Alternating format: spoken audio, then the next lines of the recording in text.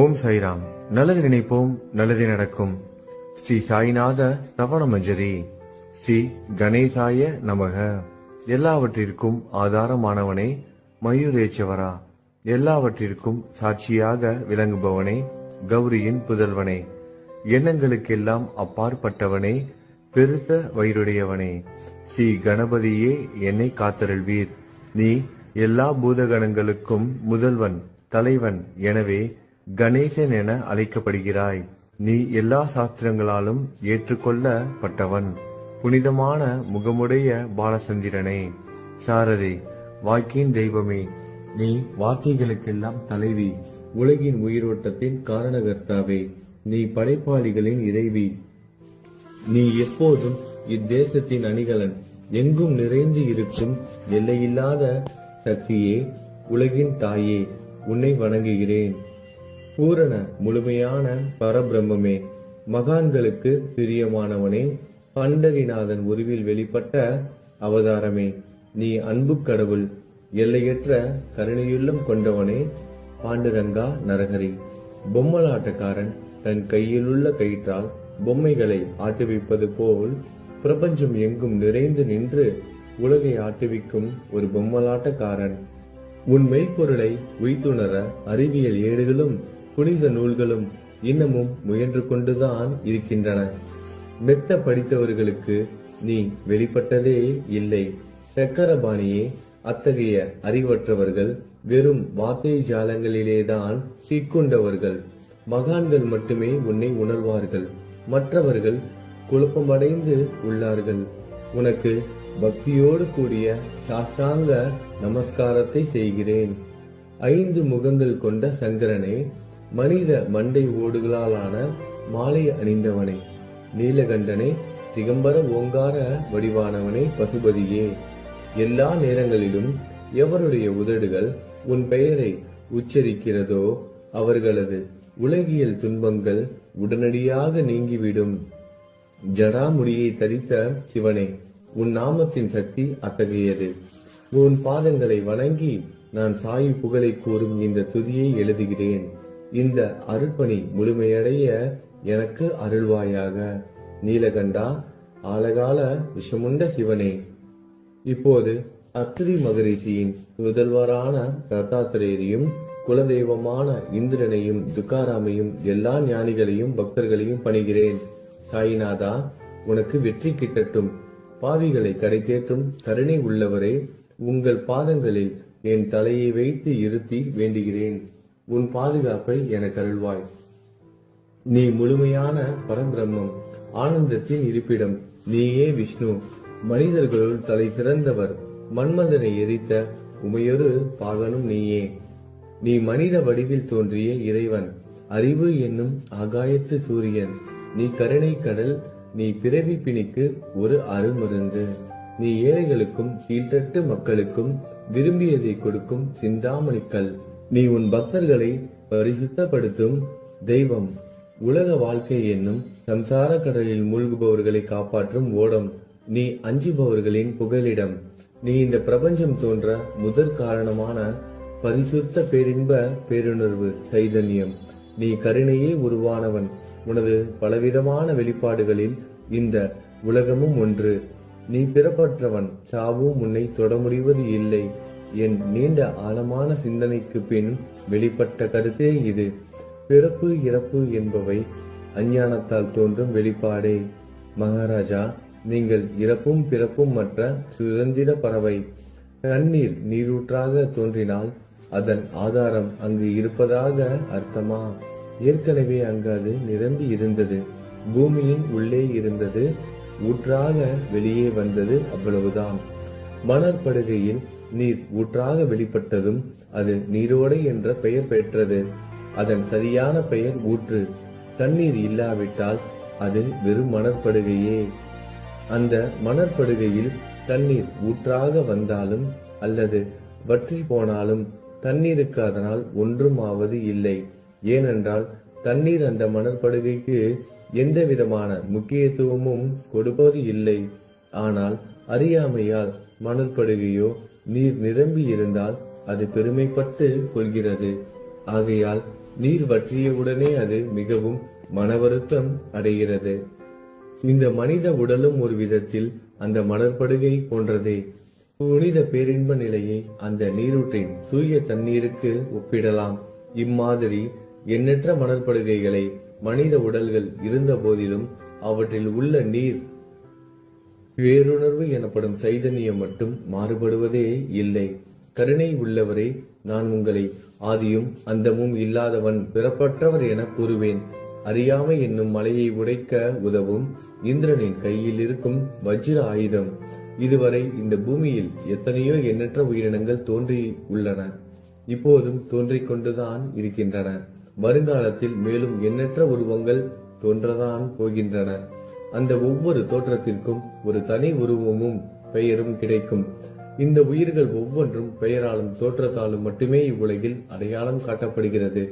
ஆகையால் அந்த சுத்த பேருணர்வு நிலையை நீ நான் என்று பிரித்து காட்டுவது சரியல்ல. ஏனென்றால் எது இரண்டாக தோன்ற முடியாதோ அதுவே உண்மையில் பரிசுத்த பேரின்ப பேருணர்வு சைதன்யம் எனப்படும். அது ஒன்றே அனைவரின் உள்ளும் ஆத்மா என்ற பெயரில் உள்ளது.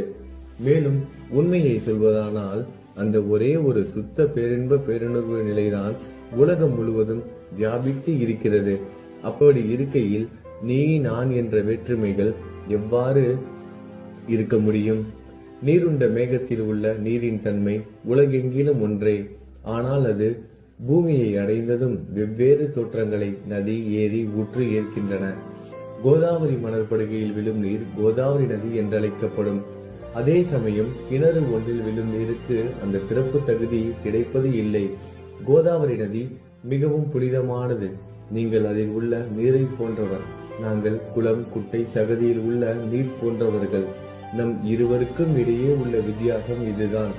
உங்கள் வாழ்வின் குறிக்கோளை அடைவதற்கு நாங்கள் உங்களிடம் வர வேண்டும். கூப்பிய கரங்களுடன் சரணடைய வேண்டும். ஏனென்றால் நீங்கள் ஒருவரை புனிதத்தின் உறைவிடம். புனிதமடைந்த கோதாவரி நதி மணற்பரப்பில் மழை நீர் பாயத் தொடங்கும் பொழுது அந்த நீர் புனித தன்மையை அடையும். அதை வெறும் தண்ணீராக மட்டும் கருதினால் அந்த தண்ணீர் தான் எல்லா இடங்களிலும் இருக்கிறது. கோதாவரி நதி தீரம் முழுவதும் புனிதமாக கருதப்பட்டது. பூமியின் அந்த மணற்பகுதி அதன் புனித தன்மையை நிர்ணயம் செய்கிறது. தான் பழகும் மக்களின் தன்மைக்கேற்ப மக்கள் குணம் மாறுபடுகிறது. புனித ஆத்மாக்களின் செருகையால் அவர்களுடன் சேருபவர்களின் ஆத்மா ஒளிவிட தொடங்குகிறது. இல்லாவிட்டால் அது மாசுபட்டே இருக்கும். நீருண்ட மேகத்தில் நின்று கீழே விழுந்த நீரின் புனித தன்மையை எந்த பூமியின் பகுதி மாற்றவில்லையோ அந்த பகுதியை சாஸ்திரம் அறிந்தவர்கள் கோதாவரி என்று கூறுகிறார்கள். மற்ற பகுதியில் விழுந்த நீர் அந்த பகுதியில் உள்ள மண்ணின் குணத்தை ஏற்றுக்கொண்டது, புனித தன்மையை இழந்தது. மேகத்தில் இருந்த பொழுது பரிசுத்தமாக இருந்த நீர் அசுத்தமாகவும் கசப்பாகவும் உப்பாகவும் மாறிவிட்டது. 6 வித உட்பகைகளை அகற்றி காமம், கோபம், பேராசை, வெறுப்பு, அகங்காரம், பொறாமை புனித உடலெடுத்து வந்த குருதேவா தங்களை புனித மகான் என்று அழைப்பதே சாலப் பொருந்தும். ஆகவே நீங்களே புனித கோதாவரி. நீங்கள் கூடம் போடப்பட்டதாலேயேதான் நான் உங்களை புனித கோதாவரியாக உருவகம் செய்கிறேன். இயங்கும் அத்தனை படைப்புகளிலும் நீங்கள் சிறப்புற முதன்மை பெறுகிறீர்கள். பிரம்மா உயிர்களை படைக்க ஆரம்பித்ததிலிருந்தே உலகம் தோன்றியது முதல் கோதாவரி நதி இருக்கிறது. நீர் நிறைந்து பாயும் அந்த நதியில் இன்று வரை தண்ணீர் வற்றியதே இல்லை. ராவணனின் எதிரியான ராமர் கோதாவரி நதியின் கரைக்கு வந்தபோது ஓடிக்கொண்டிருந்த தண்ணீர் இன்று வரை அதே இடத்தில் எப்படி இருக்க முடியும் என்று சற்றே யோசித்து பாருங்கள். கோதாவரி நதியின் மணற்படுக்கை மட்டும் அதேதான். தண்ணீர் கடலை சென்றடைந்து விட்டது. ஆனால் அந்த கோதாவரி நீர்ப்படுகையுடன் புனிதத்தன்மை மட்டும் என்றுமே மாறாமல் இன்று வரை அப்படியே உள்ளது. ஒவ்வொரு வருடமும் பழைய நீர் வெளியேறி புதிய நீர் அதற்குள் பாய்கிறது. உங்களுக்கு தெரிந்த வாழ்க்கை நீதிதான் அது. ஒரு நூற்றாண்டை ஒரு ஆண்டாக கணக்கிட்டால் அந்த நூற்றாண்டில் தோன்றிய முனிவர்கள் பாயும் நீரை போன்றவர்கள். அவர்களில் மிகப்பெரிய மகான்கள் அந்த நீரில் தோன்றும் அலைகள் போன்றவர்கள். இந்த புனித கோதாவரி நதியில் முந்தைய நூற்றாண்டுகளில் சனாதர், சனதர், சனந்தனர் போன்ற மகான்கள் வெள்ளமாக தோன்றினார்கள். பிறகு நாரதர், தும்ரு, துருவன், பிரகலாதன், மகாபலி சக்கரவர்த்தி, சபரி, அங்கதன், வாயுகுமாரனான அனுமான், விதுரர், கோபர்களும் கோபியர்களும் வெள்ளமாக தோன்றினர். இவ்வாறு இன்று வரை கடந்த நூற்றாண்டுகள் ஒவ்வொன்றிலும் ஒன்றன் பின் ஒன்றாக மகான்களாகிய வெள்ளம் தோன்றியது. அவற்றை எல்லாம் என்னால் ஞாபகப்படுத்தி கூற முடியவில்லை. சாய்நாதா, இந்த நூற்றாண்டில் 19ஆம் நூற்றாண்டு புனித கோதாவரி நதியில் சந்தேகத்திற்கு இடமில்லாமல் நீங்கள் வெள்ளமாக பாய்ந்தீர்கள். எனவே உமது தெய்வீகமான பாதங்களை வணங்குகிறேன் மகாராஜா. நான் செய்யும் தவறுகளை உங்கள் கவனத்தில் வைத்துக் கொள்ள வேண்டாம் என மன்றாடி கேட்டுக்கொள்கிறேன். நான் ஒரு எளியவன், அறியாதவன், தீய குணங்கள் கொண்ட மிகப்பெரிய பாவி. என்னை புறம் தள்ளி விடாதீர்கள், கைவிட்டு விடாதீர்கள். மட்டமான உலோகத்தையும் தங்கமாக மாற்றும் சக்தி கொண்ட ரசவாதக்கல் இரும்பினுடைய இயற்கையான தன்மைகளை பொருட்படுத்துவது இல்லை. கோதாவரி நதி தன்னுள் கலக்கும் சிறு ஓடைகளை திருப்பி அனுப்புவது இல்லை. அநேக தீய குணங்களை என்னுள் கொண்டவன் நான். உங்களது கருணை மிகுந்த பார்வையால் அவற்றை சடுதியில் அழித்து விடுங்கள். இது மட்டும்தான் உங்கள் அடிமையான தாசனேவின் வேண்டுகோள். ரசவாத கல்லின் தொடர்பு ஏற்பட்டும் இரும்பின் இயற்கை தன்மைகள் அளிக்கப்படாவிட்டால் குருதேவா, அது ரசவாத கல்லின் பெருமைக்கு இழுக்கு அல்லவா? என்னை பாவியாகவே இருக்கும்படி விட்டு விடாதீர்கள். தங்களை குறைவாக மதிப்பிட்டுக் கொள்ளாதீர்கள். நீங்கள் ரசவாத கல், நான் இரும்பு. எனக்கு ஏற்படும் இழிவுகள் தங்களுக்கு ஏற்படும் இழிவுகள் அல்லவா? ஒரு குழந்தை தவறு செய்து கொண்டேதான் இருக்கிறது. ஆனால் அதற்காக தாயார் கோபமடைவது இல்லை. இதை தாங்கள் நினைவில் வைத்துக் கொண்டு எனக்கு உங்கள் அருள் ஆசிகளை தாருங்கள். சத்குரு சாய்நாதா, நீங்கள் எனது கற்பக விருட்சம், சம்சார கடலை கடக்க உதவும் கப்பல். சந்தேகத்திற்கு இடமின்றி நீங்கள் ஒருவர் மட்டுமே என்னை கடை தேற்ற முடியும். நீங்கள் எனக்கு காமதேனுவாகிய பசு. நீங்கள் சிந்தாமணிக்கல், ஞானவானில் சூரியன் தாங்கள். நீங்கள் நற்பண்புகளின் சுரங்கம், சொர்க்கத்திற்கு ஏறி செல்ல உதவும் ஏணி நீங்கள். புனித செயல்களின் நிறைகள் நிறைய கொண்டவரை, பரிசுத்தமானவரை, சாந்தி மற்றும் பேரின்பத்தின் மொத்த உருவமே, இரண்டாக இல்லாதவரே, வேறுபாடு இல்லாதவரே, அறிவு கடவுளே, குறைகளற்ற முழுமையான அறிவாக உருவெடுத்தவரே, மனிதர்களில் உன்னதமானவரே, சாந்தி மற்றும் மன்னிப்பதின் உறைவிடமே, பக்தர்களின் அடைக்கலமே, என்னை ஆசீர்வதியுங்கள், என்னை ஆசீர்வதியுங்கள். சத்குரு மச்சீந்திரநாதர். கலியுகம் ஆரம்பித்தவுடன் மகாவிஷ்ணுவால் உலகம் உய்ய அனுப்பப்பட்ட 9 நாதர்களில் ஒருவர் நீயே. சிவன் நெற்றிக்கண்ணை திறந்தவுடன் அந்த அக்னியில் தோன்றிய மகாத்மா ஜாலந்தரும் நீயே. நீங்கள் மகாராஷ்டிராவில் தோன்றி பக்தி மார்க்கத்தை பரப்பிய ஞானிகள் நிவர்த்திநாதர், ஞானேஸ்வரர், கபீர்தாசர், ஷேக் முகமது, ஏகநாதர். நீங்கள் போதவா தத்தகுருவின் குரு நீங்களே. பண்டரிநாதரின் அடியவர் சாவதா மாலி. நீங்கள் உண்மையில் ஆஞ்சநேயரின் மறு அவதாரம் ராமதாசர். நீங்கள் மகாராஷ்டிர ஞானி பாண்டுரங்கன் மீது அபகங்கள் என்னும் கீர்த்தனை நிறைய இயற்றிய துகாராம். சாயிநாதா, நீங்கள் முஸ்லிம் ஞானி ராம பக்தர். நீங்கள் தத்தாத்திரேயரின் மறு அவதாரம் மாணிக் பிரபு. உங்களது இன்றைய அவதாரம் தோற்றம் மற்றும் உங்களுடைய எண்ணற்ற தன்மைகளை புரிந்து கொள்ள உண்மையில் கடினமாக இருக்கிறது. உங்களது ஜாதி குலம் பற்றிய எதையும் நீங்கள் எவருக்கும் வெளிப்படுத்தியது இல்லை. சிலர் உங்களை முஸ்லீம் என்கிறார்கள், சிலர் உங்களை பிராமணர் என்கிறார்கள். கிருஷ்ணரை போன்று எண்ணற்ற தெய்வீக லீலைகளை செய்வதெல்லாம் உங்களுக்கு ஒரு விளையாட்டு. ஸ்ரீ கிருஷ்ண பரமாத்மாவை பார்த்து உயிர்த்துணர்ந்த பல்வேறு மக்கள் பலவிதமான பெயர்களிட்டு அவரை அழைத்தனர். சிலர் அவரை யதுகுலத்தின் அணிகலன் என்றார்கள். சிலர் அவரை மாடுகள் மேய்க்கும் இடையன் என்றனர். யசோதை அவரை பச்சிலம் குழந்தை என்றாள். கிருஷ்ணனின் மாமனாகிய கம்சன் அவரை மகா காலன், உயிரை குடிக்கும் யமன் என்றான். அர்ஜுனன் அவரை எங்கும் நீக்கமர நிறைந்துள்ளவர் என்றான். அவ்வாறே குருநாதா, ஒவ்வொரு மனிதனின் மனநிலைக்கு ஏற்ப, அவரவர் எண்ணங்களுக்கு ஏற்ப உங்களுக்கு பெயர்களை சூட்டினார்கள். மசூதி நீங்கள் வாழும் இருப்பிடம். உங்கள் காதுகள் குத்தப்படவில்லை. இந்து மத வழக்கப்படி காதுகள் குத்தப்பட வேண்டும். பாத்தியா ஓதுவதை பார்த்து நீங்கள் முஸ்லிம் என்று கூறுவது பொருத்தமானதே. கருணாமூர்த்தியே, அதேபோல் நீங்கள் அக்னியை வழிபடுவதை பார்த்து நீங்கள் ஒரு இந்து என்று முடிவு செய்யப்பட்டது. இந்த வெளிப்புற வித்தியாசங்களை வீண் விவாதம் செய்யும் எண்ணம் கொண்டவர்களே விரும்புவார்கள். உண்மையான ஞானத்தில் ஆர்வம் கொண்டவர்கள் இந்த வெளிப்புற வேறுபாடுகளுக்கு முக்கியத்துவம் தரமாட்டார்கள். நீங்கள் பிரம்மத்தின் நிலையில் இருக்கிறீர்கள். ஜாதி குலம் போன்றவை உங்களுக்கு முக்கியமில்லை. நீங்கள் எல்லோருக்கும் மேலான உயர்ந்த குருவாகவும் இந்த பிரபஞ்சத்தை படைத்தவராகவும் இருக்கிறீர்கள். முஸ்லிம் இந்துக்களுக்கிடையே பகைமை உணர்வு ஏற்பட்டதால் அவர்களுக்கிடையே இணக்கமான உறவையும் ஒற்றுமையையும் ஏற்படுத்துவதற்காகவே நீங்கள் மசூதியில் அமர்ந்து அக்னி வழிபாட்டை நடத்தி உங்கள் லீலைகளை பக்தர்களுக்கு காட்டினீர்கள். நீங்கள் ஜாதி மதங்களுக்கு அப்பாற்பட்டவர். நீங்கள் பிரம்மமே. உண்மையில் அதுவே நீங்கள் உண்மையில் எண்ணங்களுக்கும் அப்பாற்பட்டவர். உங்களை பற்றிய வாத பிரதிவாதங்கள், ஊகங்கள், ஆதாரம் இல்லாத கருத்துக்கள் நடமாடும் இடத்தில் என் வார்த்தைகளுக்கு முக்கியத்துவம் எப்படி கிடைக்கும்? ஆனால் உங்களை பார்க்கும் பொழுது என்னால் மௌனமாக இருக்க முடியவில்லை. வார்த்தைகளால் போற்றுதலே உலக வழக்கில் உள்ள ஒரே வழக்கம். ஆகையினால் உங்கள் அருளாசியுடன் வார்த்தைகளால் எப்படியெல்லாம் போற்ற முடியுமோ அவ்வண்ணமே போற்றி புகழ்கிறேன். கடவுளின் நிலையை விட மகான்களின் நிலை வேறுபட்டு மிக உயர்ந்ததாகவும் இருக்கும். மகான்களின் அருகில் நான் எனது போன்ற எண்ணங்களுக்கு இடமே இல்லை. கடவுளை வெறுத்ததால் இரணியகசிபுவும் ராவணனும் கொல்லப்பட்டனர். மகான்கள் கைகளால் இத்தகைய துசம்பவங்கள் ஏற்பட்டதே இல்லை. அரசன் கோபிசந்தன் முனிவர் ஜாலந்தரை சாணக்குவியலுக்குள் புதைத்தான். ஆனால் அந்த நிலையிலும் அரசரின் அந்த செயலுக்காக அந்த முனிவர் வருத்தப்படவே இல்லை.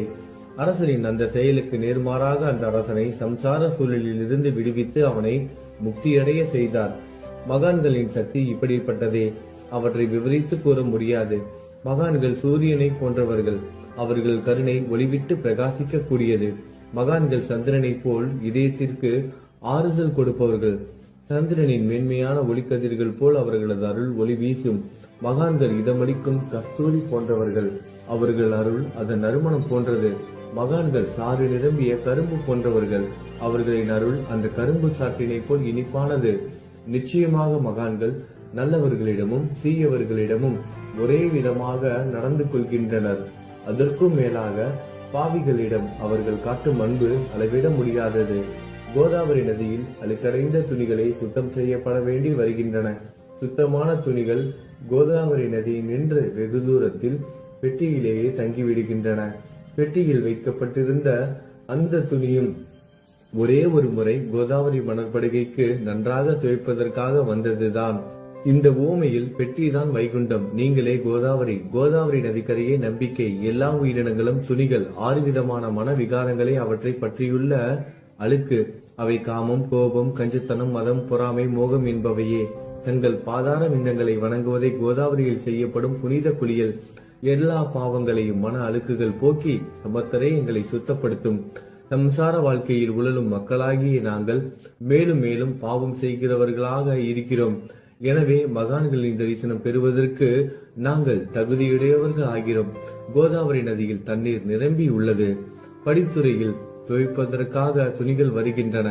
அவை துவைக்கப்பட்டு சுத்தப்படுத்தப்படாவிட்டால் அது கோதாவரி நதிக்கல்லவா இலக்கை தேடி தரும். நீங்கள் அடர்ந்த இலைகளுடன் கூடிய நிழலையும் குளிர்ச்சியையும் தரும் மரம். உண்மையில் நாங்கள் வழிபோக்கர்கள். எங்களை 3 வித துக்கங்கள், இயற்கை இடர்பாடுகளால் வரும் துன்பங்கள், நமது உடலுக்கு வரும் நோய் நொடிகள், அஞ்ஞானத்தால் நிரம்பிவிடும் பாவ மூட்டை எனப்படுவையில் சுட்டரிக்கின்றன. கருணாமூர்த்தியே, அந்த சுட்டரிக்கும் 3 வித தாபங்களின் வெப்பத்திலிருந்து எங்களை காப்பாற்றும். தங்கள் அன்பு மிகுந்த கருணை என்னும் குளிர் நிழல் இந்த சம்சாரம் என்னும் வாழ்க்கை கடலை கடக்க உதவும் தன்மை கொண்டது.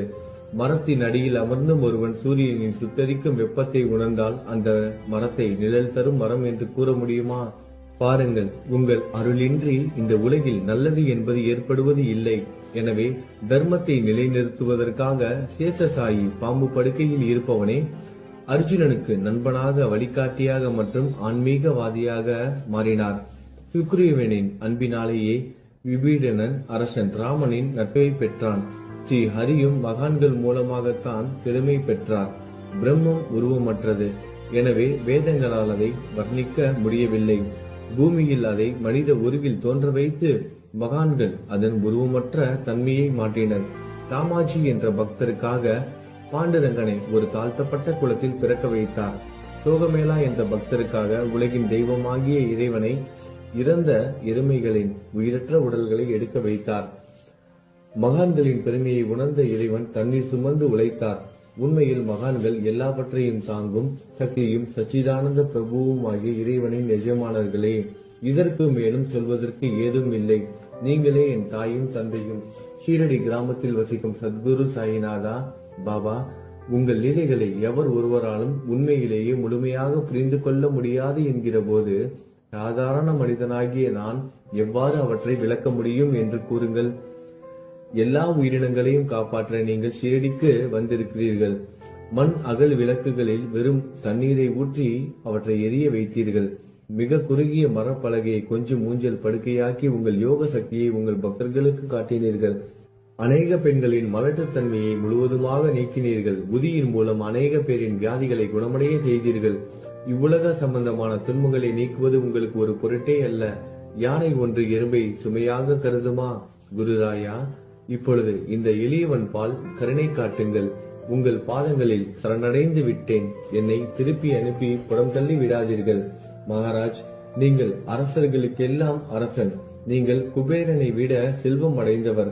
நிச்சயமாக தன்னிகரற்ற வைத்தியர். உங்களை விட மேலானவர் எவரும் இல்லை. மற்ற கடவுள்களை வணங்குவதற்கு தனித்தனியாக பூஜை பொருட்களும் வழிபாட்டு முறைகளும் உள்ளன. ஆனால் உங்களை வணங்குவதற்கு தகுதியான பொருட்களே இந்த உலகில் இல்லை. சூரியனின் ராஜ்யத்தில் தீபாவளி பண்டிகையை கொண்டாடுவது என்றால் எவ்விதமான பொருட்களை கொண்டு அதை கொண்டாடுவோம்? சமுத்திரத்தின் தாகத்தை தணிக்க பூமியில் போதுமான தண்ணீர் கிடைக்காது. நெருப்பை சூடாக்குவதற்கு எங்கிருந்து அக்னியை கொண்டு வருவது? ஸ்ரீ சமர்த்த குருராயா, பூஜை செய்ய உதவும் பொருட்கள் யாவற்றிலும் இருப்பது உன் ஆத்மாவே. ஆரம்பம் முதலே அவை உன் ஒரு பகுதியே. மேலே கூறப்பட்டவை எல்லாம் தத்துவார்த்த ரீதியில் கூறப்பட்டவையே. எனக்கு ஏற்பட்ட அடிப்படையில் கூறப்பட்டவை அல்ல. அனுபவங்கள் இன்றி கூறப்படும் வார்த்தை ஜாலங்கள் வீணே. சம்பிரதாய சடங்குகளின்படி உங்களுக்கு பூஜை செய்ய வேண்டும் என்றால் அதனை செய்வதற்கு தேவையான பூஜை சாமான்கள் என்னிடத்தில் இல்லை என் குருநாதா. கருணையுடையவரை, அடிக்கடி என் கற்பனை திறனின் அடிப்படையில் உங்களுக்கு நான் வழிபாடு செய்கிறேன்.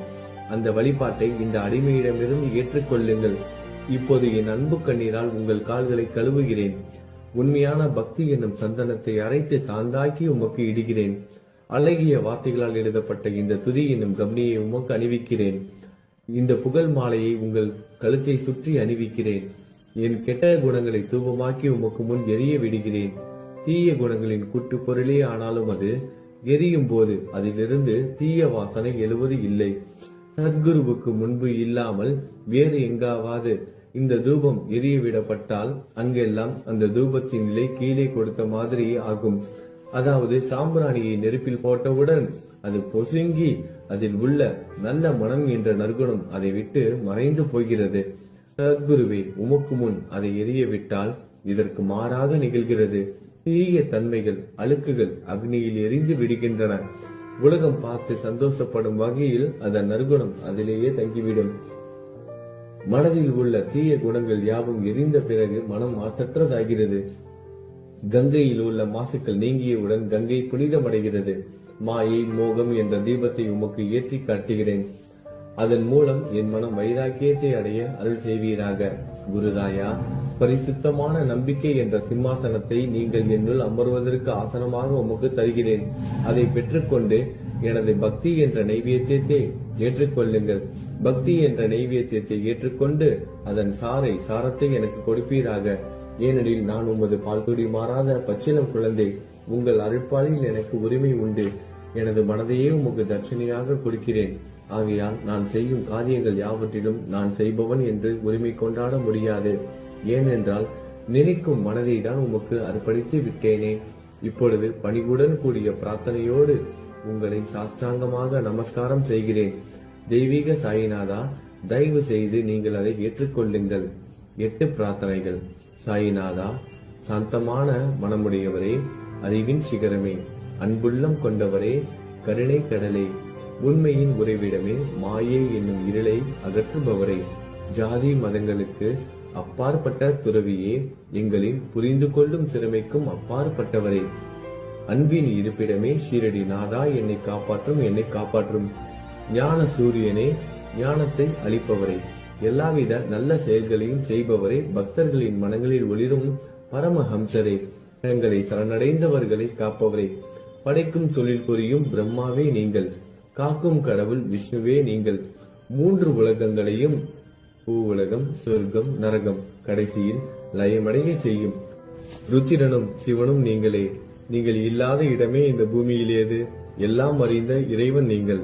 எங்கள் அனைவரின் இதயங்களிலும் வசிப்பவரும் நீங்களே. எனது எல்லா குற்றங்களையும் மன்னிக்க வேண்டும் என வேண்டி கேட்டுக்கொள்கிறேன். அலை அலைகளாக வரும் சந்தேகங்களையும் மனமயக்கங்களையும் போக்குவீராகுக. நீங்கள் பசு, நான் புதிதாக பிறந்த இளம் கன்று. நீங்கள் சந்திரன், நான் சந்திர காந்தக்கல். தங்கள் பாதங்கள் கங்கை நதி, புண்ணியத்தை தருவதால் பணிவுடன் இந்த அடிமை உங்களுக்கு தலை வணங்குகிறேன். உங்கள் கைகளை என் தலை மீது வைத்து ஆசி கூறுங்கள். கவலைகளும் துன்பங்களும் பறந்தோடட்டும். நான் உங்கள் அடிமை. இந்த 8 துதிகளையும் கூறி நான் உங்களை சாஷ்டாங்கமாக நமஸ்கரிக்கிறேன். எனது பாவங்கள், துயரங்கள், ஏழ்மை யாவும் உடனடியாக விலகட்டும். நீங்கள் பசு, நான் கன்று குட்டி. நீங்கள் தாய், நான் உங்கள் குழந்தை. என் மீது கடுமை காட்டாதீர்கள். நீங்கள் மேற்கு தொடர்ச்சி மலைப்பகுதி மலையகிரியில் உள்ள சந்தனம், நான் முள் அடர்ந்த புதர். நீங்கள் புனிதமான கோதாவரி நீர், நானோ பெரும் பாவி. குருநாதா, உங்கள் தரிசனம் கிடைத்த பிறகும் என்னிடம் உள்ள கெட்ட குணங்கள் என்ற அழுக்கு என் மனதிலேயே தங்கி இருக்குமானால் உங்களை சந்தனம் என்று யார் கூறுவார்கள்? கஸ்தூரியின் அருகாமையில் உள்ள மண்ணும் உயர்வாக போற்றப்படுகிறது. மலரின் தொடர்பினால் தானே அதன் நாரும் தலையில் உயர்ந்த இடத்தை பிடிக்கிறது. மலரால் மனம் பெற்ற நாற்போல் மகான்களும் அப்படிப்பட்டவர்களே. அவர்களுடன் தொடர்புடைய எந்த பொருளும் மிகவும் உயர்வாக மதிக்கப்படுகிறது. சிவபெருமான் விபூதி, லங்கோடு, நந்தி ஆகியவற்றை ஏற்றுக்கொண்டதால் 8 திக்குகளிலும் அந்த பொருட்கள் புகழப் பெறுகின்றன. இடையர்களை மகிழ்விப்பதற்காக யமுனை நதிக்கரையில் உள்ள பிருந்தாவனத்தில் உலகிற்கெல்லாம் இறைவன் தகிகாலா உரியடி விளையாட்டு என்ற விளையாட்டை விளையாடினான். அதுவும் அறிவுடையோர் மத்தியில் ஏற்றுக்கொள்ளப்பட்டது. ஆகவே நான் பாவியான போதிலும் உங்கள் சேவையில் ஈடுபட்டு உள்ளேன். குருநாதரே, என் நிலைமையை பற்றி உம்மனதில் எண்ணி பாரும். குருநாதா, லௌகீக உலகிலோ அல்லது ஆன்மீக வழியிலோ எந்த விஷயங்கள் எல்லாம் எனக்கு சந்தோஷத்தை கொடுக்கும் என என் மனம் சந்தேகம் இல்லாமல் நம்புகிறதோ அவற்றை எல்லாம் நீங்கள் எனக்கு அளித்தருள வேண்டும். உமது கருணையால் இந்த மாதிரி செய்துவிடும். எனது மனதை அடக்கி விடுங்கள். சமுத்திரங்கள் எல்லாம் தித்திப்பாக மாறினால் பிறகு அவை உப்பு கரிக்குமே என்ற பயம் தோன்றாதே. சமுத்திரத்தை தித்திப்பாக்கும் சக்தி உங்களுக்கு உண்டு. ஆகையால் தான் எனது இந்த வேண்டுகோள். தயவு செய்து இந்த வேண்டுகோளை நிறைவேற்றும். என்னிடம் என்னென்ன குறைகள் உண்டோ அவை அனைத்தும் உங்களுடையதே. ஆத்ம ஞானம் பெற்றவர்களில் முதலிடத்தில் உள்ள உங்களிடம் குறை என்பதை பொருந்தாதே. இப்போது இதற்கு மேலும் நான் ஏன் அதிகம் பேச வேண்டும்? நீங்கள் தான் எனது ஒரே அடைக்கலம். தாயின் இடுப்பில் உள்ள குழந்தை இயல்பாகவே பயமற்று இருக்கும். மகாராஜ், இந்த துதியை எவரவர்கள் அன்புடன் படிக்கிறார்களோ அவர்கள் ஒவ்வொருவரின் ஆசைகளை தயவு செய்து நிறைவேற்றும். இந்த துதியை படிப்பவர்களின் 3 வித தாபங்களையும், இயற்கை இடர்பாடுகளில் வரும் துன்பங்கள், நமது உடலுக்கு வரும் நோய் நொடிகள், அஞ்ஞானத்தால் நிரம்பிவிடும் பாவம் மூட்டை 1 ஆண்டிற்குள் விலகிவிடும் என்பதை இந்த துதிக்கு உங்களது ஆசையாக என்றென்றும் நிரந்தரமாக இருக்கட்டும். குளித்து முடித்துவிட்டு மனதில் முழுமையான நம்பிக்கையுடன் தொடர்ந்து இந்த துதியை பாராயணம் செய்ய வேண்டும். அப்படி முடியாவிட்டால் வாரம் வாரம் வியாழன் தோறும் சத்குருவை வணங்கி அவர் உருவை தியானம் செய்து கொண்டு இந்த துதியை பாராயணம் செய்யுங்கள். இதுவும் கூட முடியாவிட்டால் மாதம் மாதம் வரும் 2 ஏகாதசி தினங்களில் இந்த துதியை பாராயணம் செய்யுங்கள். இது ஏற்படுத்தும் விளைவுகளை பார்த்து அதிசயப்படுவீர்கள். குருமூர்த்தியான சாயிநாதர் இந்த துதியை பாராயணம் செய்பவர்களுக்கு இவ்வுலகியல் ஆசைகளை முழுமையாக உடனடியாக நிறைவேற்றுவார். இந்த துதியை திரும்ப திரும்ப பாராயணம் செய்வதால் முட்டாள்கள் கூர்மையான புத்தியை அடைவார்கள். யாராவது வாழ்நாளாவது குறைவானதாக இருப்பின் இந்த துதியை அவர்கள் படிப்பதால் 100 ஆண்டு காலம் வாழ்வார்கள். இந்த துதியை தொடர்ந்து பாராயணம் செய்து வந்தால், செல்வம் குறைவாக இருந்தால், ஏழையாக இருந்தால், செல்வத்தின் அதிபதி குபேரன் அவர்கள் வீட்டிற்கு வந்து தங்கி அவர்களுக்கு ஏவல் புரிவான். இது சத்தியம், இது சத்தியம், இது சத்தியம் என 3 முறை கூறுகிறேன். குழந்தை செல்வம் இல்லாதவர்கள் இந்த துதியை தொடர்ந்து படித்து வந்தால் குழந்தை செல்வம் பெறுவர். இந்த துதியை படிப்பவர்களின் வியாதிகள் எல்லா பக்கங்களிலும் பறந்தோடிவிடும். வியாதியை நின்று குணம் கிடைக்கும். இந்த துதியை திரும்ப திரும்ப படிப்பதால் பயம் மற்றும் கவலை மறைந்து போகும். மதிப்பும் மரியாதையும் கிடைக்கும். அழிவற்ற பிரம்மத்தை உணர்வார்கள். பிரம்ம ஞானம் கிட்டும். அறிவுடையோரே, இந்த துதியின் மீது உங்கள் இதயங்களில் முழுமையான நம்பிக்கை வையுங்கள். சந்தேகங்கள், நம்பிக்கையின்மை, தவறான எண்ணங்கள் ஆகியவற்றிற்கு கொஞ்சம் கூட மனதில் இடம் கொடுக்காதீர்கள். சீரடிக்கு புனித பயணம் மேற்கொள்ளுங்கள். பாபாவின் தாமரை பாதங்களை மனதில் நிறுத்துங்கள்.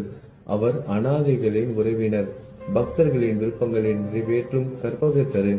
பாபாவால் உணர்வூட்டப்பட்டு இந்த துதியை நான் இயற்றினேன். இல்லாவிட்டால் எவ்விதமான முக்கியத்துவமும் இல்லாத என்னால் இந்த துதியை எவ்வாறு எழுத முடியும்? சக ஆண்டு 1840, ஆங்கில ஆண்டு 1918 புரட்டாசி மாதம் வளர்பிறையில் விநாயகர் சதுர்த்தி என்று திங்கட்கிழமை 2வது யாமத்தில் சூரிய உதயத்திற்கு முன் இந்த பாமாலை நிறைவு செய்யப்பட்டது. புனிதம் வாய்ந்த நர்மதா நதிக்கரையில் இந்தூருக்கு அருகில் உள்ள ஊரான மகேஸ்வர சேத்திரத்தில் ஸ்ரீ அகல்யாதேவியின் சந்நிதியில் ஸ்ரீ சாய்நாதரை போற்றி பாடும் இந்த தவண மஞ்சரி நிறைவடைந்தது. மகேஸ்வரம் என்ற புனித ஸ்தலத்தில் இந்த துதி நிறைவடைந்தது. ஸ்ரீ சாய்நாதர் என் மனதிற்குள் புகுந்து இந்த துதியின் ஒவ்வொரு வார்த்தையையும் என்னை கூற வைத்தார். எனது சீடன் தாமோதரன் இதை நான் கூற எழுதினான். தாஸ்கனுவாகிய நான் எல்லா ஞானிகள் மற்றும் துறவிகளின் வேலையால் எங்கும் மங்களம் பொங்கட்டும். ஸ்ரீ சாய்நாதரை போற்றி பணிவுடன் எழுதப்பட்ட இந்த ஸ்ரீ சாய்நாத தவணமஞ்சரி என்ற துதி பாராயணம் செய்பவர்கள் சம்சார கடலை கடக்க உதவட்டும். இது ஸ்ரீ பாண்டுரங்கனுக்கு தாஸ்கனுவின் நம்பிக்கை மற்றும் பணிவோடும் கூடிய பிரார்த்தனை. ஓம் சாய்ராம். நல்லதே நடக்கட்டும். ஓம் சாய்ராம். மங்களம் சுபமங்கலம்.